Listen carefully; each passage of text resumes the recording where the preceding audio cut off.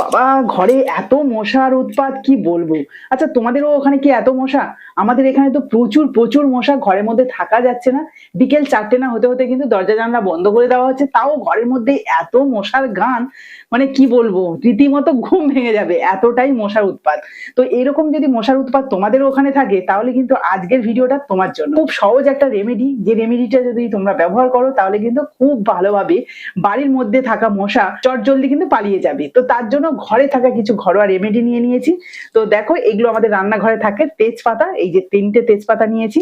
তার সাথে নিয়েছি এই যে বাড়ির পাশে পড়ে থাকা একটু নিম পাতা, যেহেতু এখন কিন্তু গাছের খুব একটা পরিমাণে নিম পাতা নেই, তাই একটু শুকনো শুকনো ভাব, কোনো অসুবিধা নেই, কাজ চলে যাবে। আর তার সাথে নিয়েছি 1 টুকরো কর্পূর আর সর্ষের তেল। মাত্র এই কয়েকটা উপকরণ দিয়েই কিন্তু দারুণ একটা রেমেডি বানাবো। প্রথমে একটা বাটির মধ্যে আমি 1 টুকরো কর্পূরটাকে এইভাবে হাত দিয়ে গুঁড়ো করে দিয়ে দিচ্ছি। আর অরিজিনাল কর্পূর হলে কিন্তু সহজে এইভাবে গুঁড়ো হয়ে যায়। এই দেখো, পুরোটাই গুঁড়ো করে নিলাম। তাতে দিয়ে দেবো অল্প একটু সর্ষের তেল। এবার যে নিম পাতাগুলো নিয়েছি সেগুলোকে কিন্তু এই যে ডাঁটা থেকে নিম পাতাগুলোই নিয়ে নিচ্ছি। এই দেখো, বেশ অনেকটা পরিমাণে নিম পাতা নিয়ে নিয়েছি, এগুলোকে আমি এর মধ্যে দিয়ে দিচ্ছি। আর যে 3টে তেজপাতা নিয়েছিলাম সেগুলোকে হাত দিয়ে এইভাবে ছোট ছোট কুচো করে দেবো। সত্যি বলছি, আমাদের গ্রামের দিকে এখন প্রচন্ড মশা। যেহেতু আমাদের যে মাঠগুলো এরকম সময় ফাঁকা থাকে, কিন্তু এখন ফাঁকা নেই, শুধু ধান চাষ হয়েছে। আর ধান চাষের জন্য কিন্তু সব জায়গায় জল দেওয়া, আর জলের জন্য কিন্তু প্রচুর প্রচুর মশা, মানে থাকাই যায় না বলতে গেলে। কিন্তু এই রেমেডিটা ব্যবহার করলে খুব ভালো কাজ দেয় কিন্তু। তো দেখো, সমস্ত কিছু কিন্তু আমি এই যে তেল আর কর্পূরের মধ্যে ভালো করে মিশিয়ে নিলাম। এবারে কর্পূর, তেল, তেজপাতা আর নিম পাতা সব একসাথে কিন্তু ভালোভাবে ধরিয়ে নেব।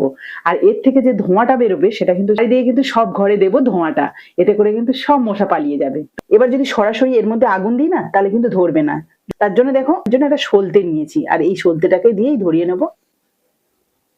এই দেখো, এবার নিম পাতাগুলো আমি সাইডে সাইডে দিয়ে দিচ্ছি। এর পাশে পাশে থাকলে কিন্তু সুন্দরভাবে ধরে যাবে এক এক করে। এই যে নিম পাতা আর তেজপাতাগুলোকে দিয়ে দিচ্ছি, তাহলে ভালোভাবে ধরে যাবে। একটু ধোঁয়া হলেই হবে। এই যে,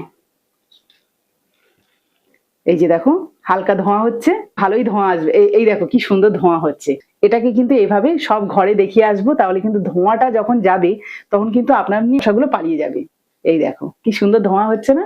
এই রেমেডিটা একবার হলেও তোমরা ট্রাই করে দেখতে পারো, কাজ তো অবশ্যই দেবে। আর তারপর আমাকে অবশ্যই কমেন্ট করে জানাবে। আর এটা থেকে কিন্তু খুব সুন্দর একটা গন্ধ বেরোচ্ছে। কর্পূর যেহেতু দেওয়া রয়েছে, তার সাথে নিম পাতা এবং তেজপাতা, তার সাথে সর্ষে তেল যে রয়েছে। আর এই রেমেডিটা যদি তৈরি করে ঘরে দেওয়া হয়, ঘরের মধ্যে কিন্তু অবশ্যই এর গন্ধটা নেওয়া ভীষণ ভালো। আমরা কিন্তু গুড নাইট জ্বালিয়ে অনেক সময় সেই নিঃশ্বাসটা নিতে পারি না, তার গন্ধটা এতটাই তীব্র হয় এবং সেটা শরীরেও খুব ক্ষতিকারক।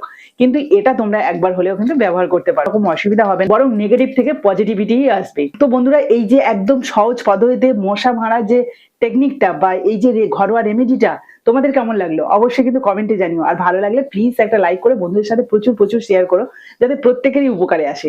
তো আজকের মতো টাটা।